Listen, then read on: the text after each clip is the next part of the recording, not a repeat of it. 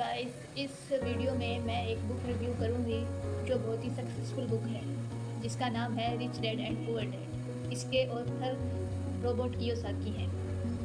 यह बुक बहुत successful book है जिसको करोड़ों लोगों ने पढ़ा है और इससे कुछ सीखा है। यह बुक मनी के बारे में और फाइनेंशियली इंडिपेंडेंट क्रिएट कैसे करते हैं उसके बारे में है जिसमें रोबर्ट कियोसाकी अपनी लाइफ का बताते हैं कि किस तरह वह दो पिताओं की गाइडेंस और एडवाइस के साथ एक गरीब वर्ग के परिवार से एक अमीर व्यक्ति बने। रोबर्ट कियोसाकी ये बताते हैं कि उनके दो पिता थे। दो पिता का मतलब कि उनके एक खुद के पिता और एक उनके फ्रेंड के पिता जो कि बहुत अमीर थे, और उनके खुद के पिता जो मिडिल क्लास थे और एक जॉब करते थे। तो उन दोनों की गाइडलाइंस में उसने क्या सीखा और किस तरह वह एक अमीर व्यक्ति बने उसके बारे में इस किताब में बताया है। तो मैं आपकी शान इस वीडियो में एक छोटा सा बुक रिव्यू दूंगी आपको। मेरे साथ बने रहिए वीडियो के आखिरी तक और लाइक शेयर सब्सक्राइब कमेंट कीजिएगा अगर अच्छी लगी हो तो इसमें रोबर्ट जैसे कि आपको पहले बताया कि वो अपने दो डैड के बारे में बताते हैं, एक अमीर पिता और एक गरीब पिता। अमीर जो कि उसके फ्रेंड के पिता थे जिन्होंने बहुत ही कम पढ़ाई में भी बहुत अमीरी देखी है और उन्होंने उससे पैसा कमाया है। एक उसके खुद के पिता जो बहुत पढ़े लिखे थे और उन्होंने जॉब की और वो फिर भी फाइनेंशियली इंडिपेंडेंट नहीं थे। रोबर्ट कियोसाकी अपनी बुक में एक एग्जांपल लेते हैं रेट रेस। रेट रेस का मतलब है कि हम सभी एक रेस में दौड़ रहे हैं, कुछ ना कुछ कर रहे हैं और उस भीड़ का हिस्सा बन रहे हैं जो एक ही तरफ जा रही है। हम उसमें रिस्क लेना नहीं चाहते, हम भीड़ से अलग नहीं होना चाहते और उस भीड़ से कुछ भी अलग नहीं सोच रहे हैं, कुछ भी नहीं सोच रहे। हम जैसे स्कूल जाते हैं फिर कॉलेज जाते हैं, फिर हम एक जॉब के पीछे भागते हैं और फिर हम ऐसे ही हमारी लाइफ कट जाती है। तो हम उसमें अपना रिस्क फैक्टर नहीं लेना चाहते कि हम रोबर्ट कियोसाकी की तरह एक मध्य वर्ग परिवार से अमीर वर्ग के परिवार में जाएं। मुझे एक बिल गेट्स का एग्जाम्पल याद आता है, जैसे कि उन्होंने बताया था कि अगर हम गरीब परिवार में पैदा होते हैं तो उसमें हमारी गलती नहीं है, अगर हम गरीब मरते हैं तो उसमें हमारी गलती है, क्योंकि हम रिस्क फैक्टर लेना ही नहीं चाहते हैं।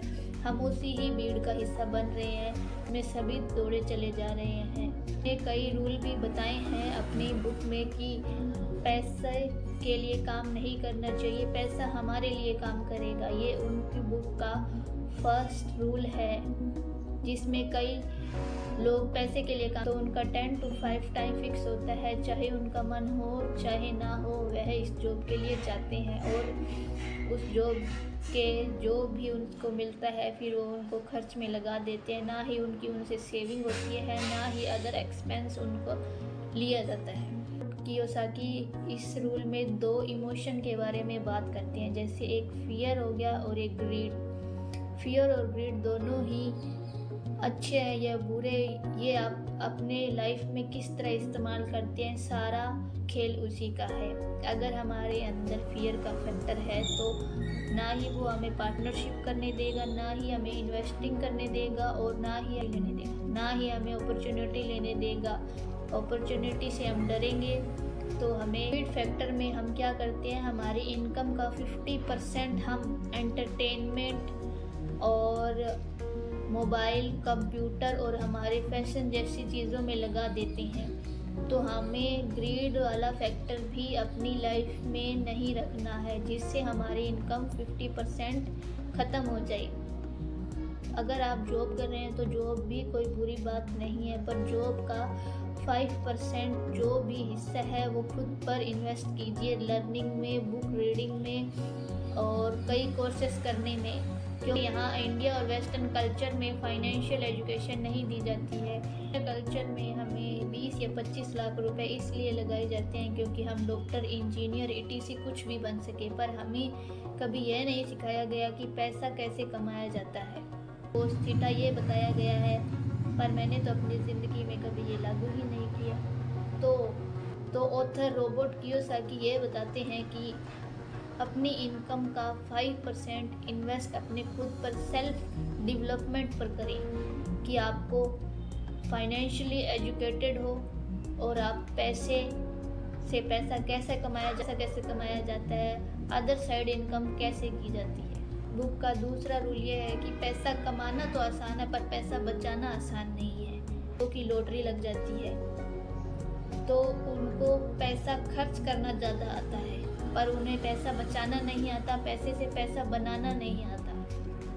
इनकम आ रही है तो उसमें से पहले सेविंग निकाल ले, फिर एक्सपेंस निकाल ले पूरे महीने का। अगर आप पहले ही एक्सपेंस निकालेंगे तो अपनी सेविंग बचा ही नहीं पाएंगे, ना ही बचेगी। आप अपनी सेविंग को दिन ब दिन कम करते जाएंगे और आपके एक्सपेंस बढ़ते जाएंगे। सबसे अच्छा रूल है कि जब भी आपकी इनकम आए तो उसमें से पहले अपनी सेविंग को बचाएं।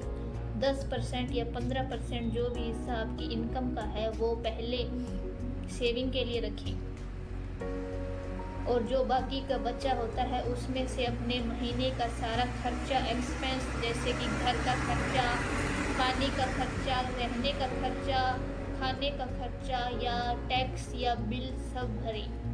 तो इससे आपकी सेविंग भी रहेगी और आपके एक्सपेंस भी पूरे हो जाएंगे।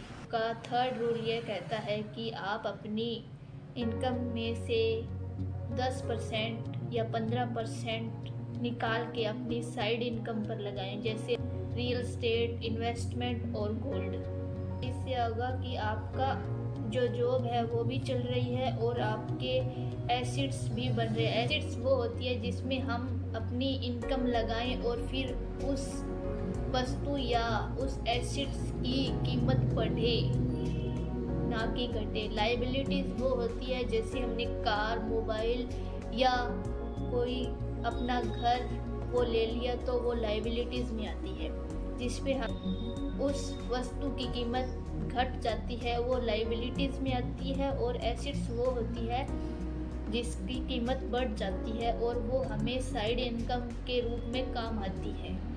अपने एसेट्स पे इनकम लगाई तो वो हमारी साइड इनकम बन गई और हमें पैसों की कमी भी नहीं आएगी।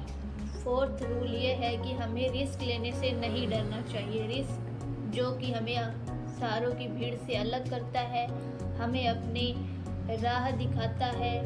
पहले तो हमें रिस्क लेने से पहले तो हमें एक लिस्ट बना लेनी चाहिए कि what I want, what I don't want.